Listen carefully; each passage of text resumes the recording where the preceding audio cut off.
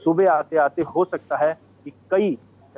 इस तरह के धरना प्रदर्शन दिखाई दें, किस तरह के जो विरोध हैं वो विपक्ष कहीं ना कहीं एकजुट होकर के अब ताबड़तोड़ हमले करेगा, क्योंकि नगर निकाय का चुनाव सर पर है। घोषणाएं हो चुकी हैं, प्रत्याशी घोषित हो चुके हैं, लेकिन बीजेपी की लिस्ट आज रात में आनी थी, लेकिन वो लिस्ट अब कल दोपहर या कल सुबह तक आने की उम्मीद है, क्योंकि नामांकन का भी समय सीमा जो है वो 17 तारीख तक दी गई है। नामांकन में भी बहुत कम समय बचा है। ऐसे में लिस्ट जारी होगी और फिर नगर निकाय के चुनाव के बोर्ड में पूरी तरह से सरकार आ जाएगी। लेकिन इस बीच इस तरह के घटनाक्रम ने कहीं ना कहीं चिंताएं बढ़ा दी हैं। सरकार की बात करें, चाहे विपक्ष की बात करें, चाहे आतंकियों की बात करें या जो माफिया हैं, वो अब उनकी नींद उड़ चुकी है, क्योंकि जिस तरह का घटनाक्रम हुआ है वो चाहे जाने हो चाहे अनजाने में हो, इस तरह के घटनाक्रम को अंजाम देना कहीं ना कहीं अपराधियों के भी हौसले बुलंद हैं, और वो इस तरह की माफिया की खुलेआम सरेराह हत्या कर दें तो पुलिस या सवाल तो खड़े ही होते हैं। इसीलिए शायद यही वजह है कि सभी आला अधिकारी इस समय मुख्यमंत्री के पास बैठ करके अपनी सफाई दे रहे होंगे, अपनी जानकारी दे रहे होंगे। जो भी इनपुट आ रहा है उन अपराधियों की तरफ से, वो इनपुट यहाँ पर शेयर किया जा रहा है। तो अब बस देखना है, इंतजार इसी बात का है कि ये बैठक कितनी देर में खत्म होती है और उसके बाद कौन आला अधिकारी आकर के मीडिया से रूबरू होता है और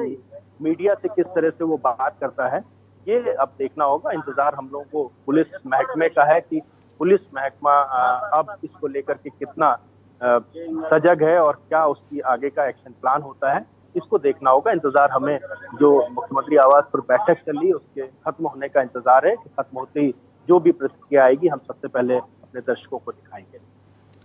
हाँ मनीष, एक और अहम सवाल है अतीक के गैंग के बारे में हम कुछ जानना चाहेंगे। अतीक का गैंग काफी मजबूत गैंग माना जाता है, जिसका नेटवर्क प्रदेश के साथ साथ देश के बड़े हिस्सों में अतीक का गैंग का नेटवर्क अभी बताया जा रहा था कि जिस तरीके से अतीक को साबरमती से प्रयागराज लाया जा रहा था, इस गैंग ने पूरी नेटवर्क बिछा रखा था अतीक को छुड़ाने का। तो ये गैंग अभी चूंकि गिने चुने लोग पकड़े गए हैं, मारे गए हैं, तो ये गैंग एक बड़ा थ्रेट पैदा नहीं कर सकता है, बड़ा नुकसान पैदा नहीं कर सकता है दोबारा से एक्टिव होकर इस एक्शन का रिएक्शन लेते हुए? नहीं, बिल्कुल देखिए, इस बात से हम इत्तेफाक नहीं रखते हैं, क्योंकि आपको बता दें कि जो इस गैंग का मुखिया था, जो सरगना था, वो अतीक अहमद था। अतीक अहमद का भाई अशरफ था और दोनों का शूट आउट हुआ है, दोनों की मौत हुई है, दोनों की हत्या कर दी गई है। तो अब गैंग कहीं ना कहीं बिखरा होगा, क्योंकि उसको लीड करने वाला ही जो जब उसकी हत्या कर दी गई है तो अब उस गैंग का कोई मतलब नहीं है। और मौके पर जिस तरह से मौजूदा समय में मुख्यमंत्री योगी आदित्यनाथ की जो छवि है कि उन्होंने साफ तौर से कहा है या तो माफिया उत्तर प्रदेश छोड़कर चले जाएं या फिर अपराध खत्म कर दें। तो ये एक साफ उदाहरण है, एक जीता जागता उदाहरण है कि जिस तरह से अतीक अहमद लगातार अतीक अहमद पर शिकंजा कसा जा रहा था। पहले उसकी प्रॉपर्टी को शिकंजा कसा गया, उसके निर्माण जो भी अवैध कब्जे थे उनको ढाया गया, बुलडोजर चलाया गया उनको। उसके बाद उमेश पाल का जिस तरह से हत्याकांड किया गया, उसके बाद मुख्यमंत्री ने खुद विधानसभा में ये बात कही थी कि आतंकियों को, जो भी अपराधी हैं उनको हम मिट्टी में मिला देंगे। और उसके बाद